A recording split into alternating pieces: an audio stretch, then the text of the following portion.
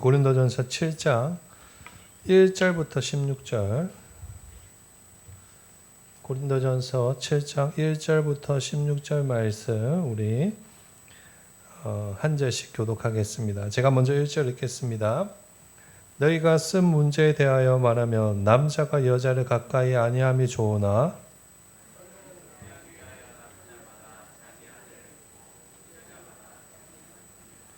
남편은 그 아내에 대한 의무를 다하고 아내도 그 남편에게 그렇게 할지라.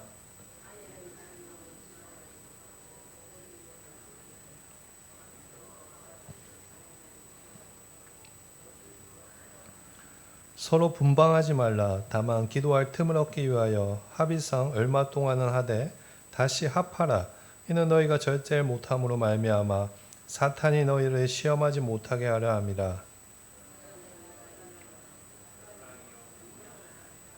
나는 모든 사람이 나와 같기를 원하노라. 그러나 각각 하나님께 받은 자기의 은사가 있으니 이 사람은 이러하고 저 사람은 저러하니라.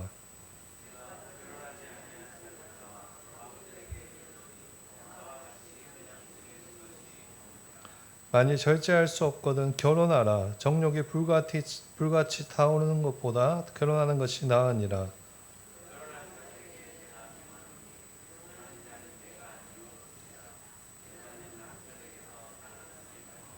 만일 갈라섰으면 그대로 지내든지 다시 그 남편과 화합하든지 하라. 남편도 아내를 버리지 말라.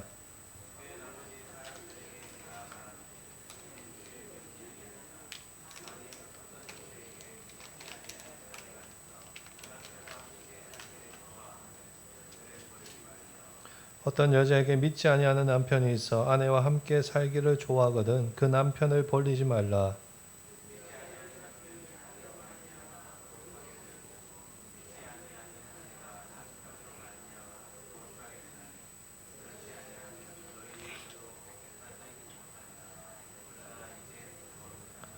혹 믿지 아니하는 자가 갈리거든 갈리게 하라. 형제나 자매나 이런 일에 구애될 것이 없느니라. 그러나 하나님은 화평 중에서 너희를 부르셨느니라. 아내 된 자여 네가 남편을 구원하는지 어찌 알 수 있으며 남편 된 자여 내가 내 아내를 구원하는지 어찌 알 수 있으리요. 아멘. 오늘도 금요 기도에 나오신 우리 성도님들을 주님의 이름으로 환영합니다. 우리가 지난주에 이어서 결혼과 부부관계라는 제목으로 말씀을 나누고자 합니다. 제가 결혼을 잘 알아서 또 부부관계가 뭔지 잘 알아서 이런 설교를 하는 것은 아니고 부득이하게 고린도전서 7장을 지금 우리가 순서상 하게 되어서 이 말씀을 함께 생각해보고 은혜를 나누고자 합니다. 지난주에 우리가 고린도전서 7장을 시작하면서 당시 금욕주의자들이 있었고 금욕자들이 어떠한 주장을 하는지에 대해서 생각해 보았습니다. 금욕주의자들은 고린도 6장에 나온 쾌락주의자들과 반대로 결혼과 성관계 자체를 거부하였습니다. 이러한 잘못된 비성경적인 입장들에 대해서 바울이 어떻게 하였습니까? 규범을 제시하지 않고 성경적인 입장을 권면하였습니다. 그것이 6절 말씀입니다. 그러나 내가 이 말을 함은 허락이요 명령은 아니니라. 반드시 이렇게 해야 한다고 원리를 제시한 것이 아니라 성경적인 입장에서 되도록이면 이렇게 하는 것이 좋다라는 권면을 하였던 것입니다. 그렇다면 바울이 결혼에 대해서 어떠한 권면을 하였습니까? 결혼을 하는 것이 좋다라고 권면하였습니다. 금욕주의자들이 이야기하는 것 같이 결혼 자체를 부정하거나 악한 것이라고 말하지 않았습니다. 오히려 음행이나 더 악한 죄에 빠지지 않기 위해서 결혼할 것을 적극적으로 권면하였습니다. 또한 부부가 하나님이 주신 성을 통해서 아름다운 부부관계를 가지고 주 안에서 사랑하는 것이 얼마나 중요한 것인가 바울이 가르쳐 주었습니다. 오늘 우리가 읽은 7절, 우리가 7절부터 살펴볼 건데요. 7절부터 16절에 보시면 이제 바울이 조금 더 복잡한 문제를 다루고 있습니다. 네, 7절부터 16절 보시면 바울이 어떤 문제들을 다루고 있는지 한번 보시기 바랍니다. 재혼과 미혼, 그리고 결혼 생활을 유지할 것인가 아니면 이혼할 것인가에 대한 문제들을 다루고 있습니다. 이 문제들은 사실 교회에서 설교자가 가장 다루기 힘든 민감한 문제들입니다. 그러나 그렇다고 그러한 부분들에 대해서 아예 모른 척하고 다루지 않을 수는 없습니다. 교회 안에는 다양한 상황의 사람들이 있지 않습니까? 배우자와 사별하거나 아니면 이혼을 하신 분도 있고, 또 처음부터 결혼을 안 하시고 계속 혼자 지내시는 분도 있고, 또 사정상 재혼을 하신 분도 있습니다. 그 사람들 자기들 나름대로 어떻게 해야 될지 고민들이 많습니다. 그래서 교회가 너무 시시하기보다는 때로는 이런 말씀들을 통해서 그 문제들을 어떻게 성경적으로 이해하고 대처해야 하는지 가르치는 것도 필요하다고 저는 생각합니다. 따라서 오늘 설교에서는 바울이 어떠한 입장에서 이 문제들에 대해서 접근하고 있는지, 또 어떠한 대안을 제시하고 있는지 함께 살펴보고자 합니다. 시간 관계상 16절까지 전부를 살펴보지 않고 오늘은 7절부터 9절까지의 말씀만 살펴보도록 하겠습니다. 16절까지 하면 이건 금요 기도회가 아니고 강의가 되어버리기 때문에 짧게 7절부터 9절까지 말씀을 살펴보면서 함께 은혜 나누는 시간 되기를 축복합니다. 아멘. 우선 7절부터 9절 말씀 다시 한번 같이 읽어보겠습니다. 나는 모든 사람이 나와 같기를 원하노라. 그러나 각각 하나님께 받은 자기의 은사가 있으니 내가 결혼하지 아니한 자들과 가부들에게 이르노니 나와 같이 그냥 지내는 것이 좋으니라. 만일 절제할 수 없거든 결혼하라. 정욕이 불같이 타는 것보다 결혼하는 것이 나으니라. 아멘. 여기 보시면 바울의 7절 앞부분에서 나는 모든 사람이 나와 같기를 원하노라 라고 이야기하고 있습니다. 그렇죠? 또한 8절 뒷부분을 보시면 나와 같이 그냥 지내는 것이 좋으니라 라고 이야기하고 있습니다.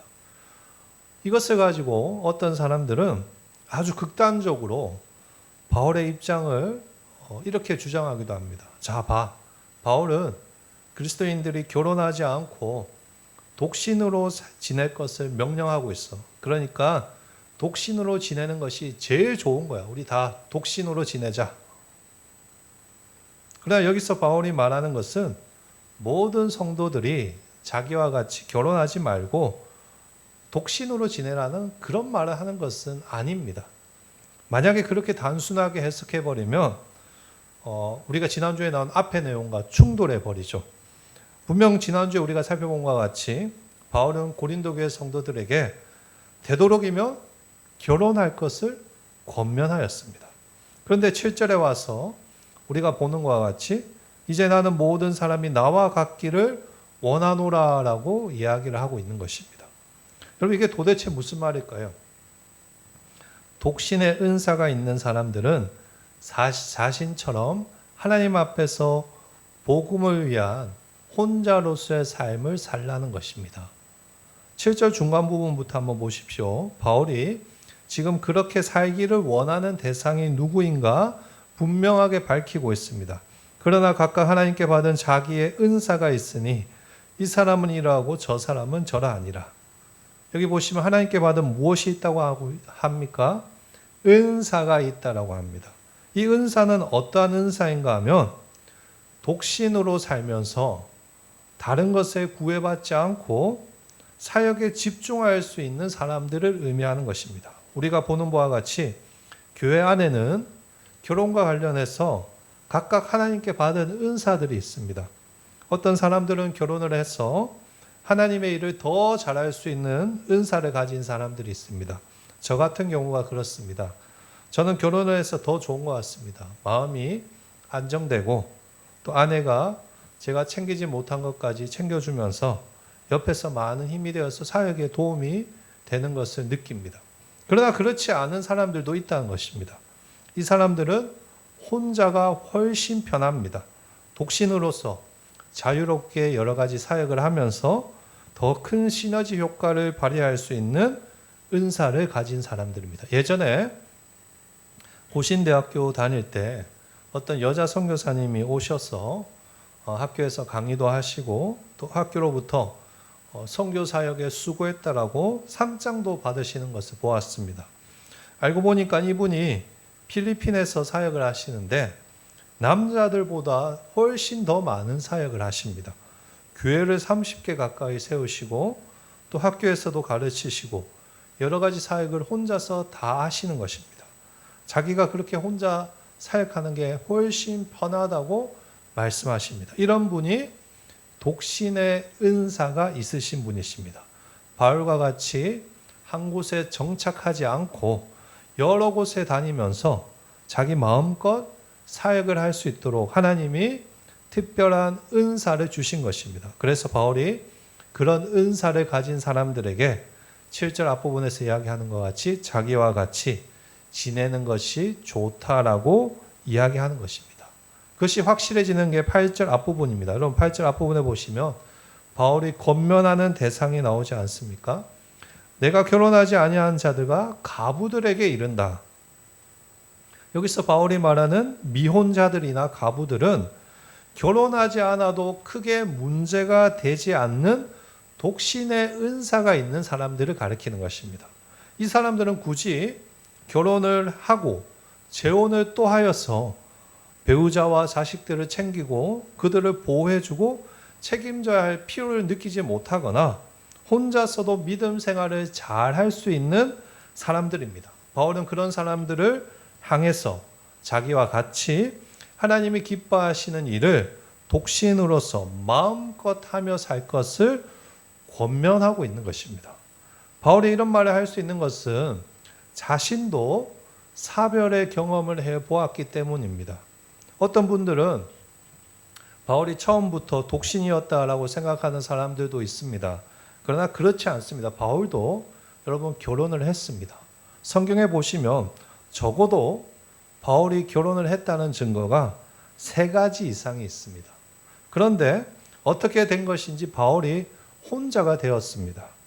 학자들은 이것에 대해서 2가지 의견을 크게 주장합니다. 첫 번째로 바울의 아내가 바울을 버리고 떠난 것입니다. 바울이 유대교에서 그리스도교로 개종을 하자 신앙 문제로 인해서 바울을 버리고 이혼을 한 것입니다. 둘째는 아내와 사별하고 혼자가 된 것입니다. 아내가 먼저 하늘나라에 간 것입니다. 저는 개인적으로 바울이 아내와 사별했다라고 생각하는 사람입니다. 물론 성경에 명확하게 나와 있지 않기 때문에 사별한 것이 정답이다라고 말씀드릴 수는 없습니다. 다만 고린도전서 9장을 참고했을 때 바울이 믿음에 자매된 아내를 데리고 다닌 것 같다라는 기록이 있기 때문에 제 생각에는 바울에게 결혼한 아내가 있었는데 갑자기 사별하게 된 것이 아닌가라고 생각이 됩니다. 그렇게 사별하고 바울이 혼자서 이제 전도 사역을 하는데 어떻습니까? 혼자라는 것이 그렇게 크게 문제가 되지 않는 것을 발견한 것입니다. 사도행전에 기록된 것처럼 전도 여행을 바쁘게 다니고 수많은 교회를 세울 수 있었습니다. 그렇게 바쁘고 치열하게 선교하는 과정 가운데 바울이 무엇을 깨달았습니까? 나에게 하나님이 주신 독신의 은사가 있구나. 혼자서도 괜찮구나라는 것을 바울이 깨달은 것입니다. 그리고 자신의 이러한 경험을 근거로 자신과 같이 고민하는 사람들에게 오늘 이 말씀을 하는 것입니다. 여러분 중에 아직 결혼하지 않은 사람들이 있거나 아니면 사별하신 가부들이 있다면 나처럼 독신의 은사가 있을 경우에는 혼자 지내면서 하나님을 예배하고 영광 돌리는 것도 괜찮습니다. 그것이 오늘 우리가 살펴보는 7절과 8절의 말씀인 것입니다. 그렇다고 여러분, 모든 미혼자들과 가부들이 반드시 독신으로 지내라는 것은 또 아닙니다. 9절에 보실까요? 9절에 보시면 이렇게 적혀 있죠. 절제할 수 없이 정욕이 불같이 타오르는 사람은 어떻게 해야 됩니까? 결혼하라는 것입니다. 지난주에 7장 앞부분에서 우리가 살펴본 내용과 비슷하지 않습니까? 2절과 5절에서 바울이 결혼해야 되는 가장 큰 이유라고 제시한 것이 무엇인가? 절제하지 못하고 음행을 행할까 봐였습니다. 결혼을 하지 않다가 더 큰 죄에 빠질 수 있다는 것입니다. 그런 점에서 바울이 성도들에게 강조하는 것은 지난주와 크게 차이가 없습니다. 죄의 유혹을 이길 수 있는 자신이 없다면 차라리 결혼하라는 것입니다. 그러나 반대로 죄의 유혹을 이길 수 있다면 결혼을 굳이 하지 않아도 그것은 너의 자유다라는 것입니다. 일반 사람들은 이성의 유혹을 이겨내기가 참 쉽지 않은데 당신은 이성을 보아도 특별한 욕정도 없고 그런 유혹에서 자유하다면 그건 역시 하나님이 주신 특별한 은사이니까 감사함으로 생각하고 독신으로 지내라, 그 말을 하는 것입니다. 여기까지가 바울이 미혼과 재혼에 대한 자신의 입장을 밝히는 것입니다. 미혼한 사람들이나 아직 결혼하지 못한 사람들이나 사별한 사람들에게 결혼을 해야 할지 말아야 될지를 결정하기 위해서 무엇을 고려해야 된다는 것입니까? 하나님이 주신 독신의 은사가 나에게 있는지를 잘 고려해야 한다는 그 말입니다. 괜히 하나님을 위해서 독신으로 살겠다고 고집을 피우기보다는 먼저 내 자신에게 정말로 독신의 은사가 있는지를 잘 파악해야 된다는 그 말을 바울이 하고 있는 것입니다. 외로움을 잘 느끼거나 육체적인 사랑이 내 삶에서 중요한 부분을 차지하는 사람은 굳이 미혼으로 지내지 않아도 괜찮습니다. 그때는 믿음 안에서 기도하면서 좋은 사람을 찾아서 결혼하는 것도 하나님 앞에서 복된 것입니다. 그러나 혼자서도 잘 지내고 또 믿음 생활에도 크게 문제가 없고 또 죄를 짓지 않는다면 그때는 혼자 지내는 것도 하나님이 허락하신 은혜라는 그 말입니다. 이처럼 오늘 바울은 반드시 독신으로 지내야 된다, 반드시 결혼해야 된다, 둘 중에 하나를 선택할 것을 강조하는 것이 아니라 하나님 앞에서 기도하면서 자신의 은사가 무엇인지 잘 분별하여서 선택해야 한다는 것을 가르치고 있습니다. 그런 면에서 바울이 오늘 본문에서 강조하는 것은 무엇인가? 내가 어떠한 믿음의 선택을 하기 전에, 잘 들어보십시오. 내가 어떠한 믿음의 선택을 하기 전에 하나님 앞에서 내가 어떤 성향의 사람인지, 또 내가 어떠한 선택을 했을 때 어떤 것이 더 신앙적으로 유익이 될지를 곰곰이 생각해 보라는 것입니다. 저는 여러분 신앙생활에 있어서 이러한 태도가 참으로 중요하다고 생각합니다. 오늘 우리가 살펴보는 본문은 결혼을 할 것인가 재혼을 할 것인가의 문제를 다루고 있지만 이 본문을 통해서 우리는 오히려 더 중요한 진리를 발견할 수 있는 것입니다. 무엇입니까? 내 삶의 모든 문제들에 하나님께서 나에게 주신 은사들과 기질들을 잘 판단해서 고려해서 결정을 해야 된다는 그 말입니다. 그때 하나님의 나라가 더 건강하게 세워질 수 있고 교회가 더 아름답게 세워질 수 있습니다. 내 욕심만으로, 내 생각만으로 어떠한 것을 쉽사리 결정하기 때문에 늘 교회 안에 싸움이 나고 질투하게 되고 서로 간에 불편해지는 것입니다. 저도 교회에서 그런 거 많이 보았습니다. 제가 내보다 후배인데 먼저 장로가 되었네? 나도 무조건 장로가 되어야지. 그 장로가 되겠다는 열정 때문에 자신의 은사가 뭔지도 제대로 파악하지 못하고 어떻게든 장로가 되어서 교회를 엉망으로 만드는 걸 보았습니다. 하나님이 그런 걸 기뻐하지 않는다는 그 말을 바울이 하고 있는 것입니다. 나에게 하나님이 주신 은사가 무엇인지 직분이 중요한 것이 아니라 하나님이 나에게 왜 이런 은사를 주셨고 내 기질이 무엇이고 내 성향이 어떻게 되는지 잘 파악하여서 하나님 앞에서 지혜로운 선택을 하라는 것입니다. 교회 안이나 또 세상에서 나라는 사람에게 주어진 은사와 성향에 근거해서 양보할 것은 억지로 무리하지 말고 양보하고, 또 내가 적극적으로 해야 할 것은, 나에게 잘 어울리는 것은 교회 안이나 밖에나 하나님의 나라를 세워나가야 된다는 그 말입니다. 그때 아름다운 교회, 아름다운 가정, 아름다운 세상이 만들어질 수 있습니다. 오늘 예배 참여 우리 하늘교회 성도님들이 그렇게 하나님의 나라를 이 땅에 세워나가시기를 축복합니다. 하나님께서 나에게 주신 은사가 무엇인지, 나라는 사람의 성향과 기질이 어떠한지 여러분 삶의 모든 부분에서 잘 판단하시고 믿음으로 잘 결정하셔서 앞으로도 하나님께 영광 돌리는 삶을 사시기를 소망합니다. 나에게 주어진 가정, 우리 교회, 우리가 살아가는 이 세상을 하나님이 나에게 주신 은사를 잘 발휘하여서 더욱더 아름다운 곳으로 가꾸어 나가는 우리 하늘교회 모든 성도님들 되시기를 예수님의 이름으로 축복합니다.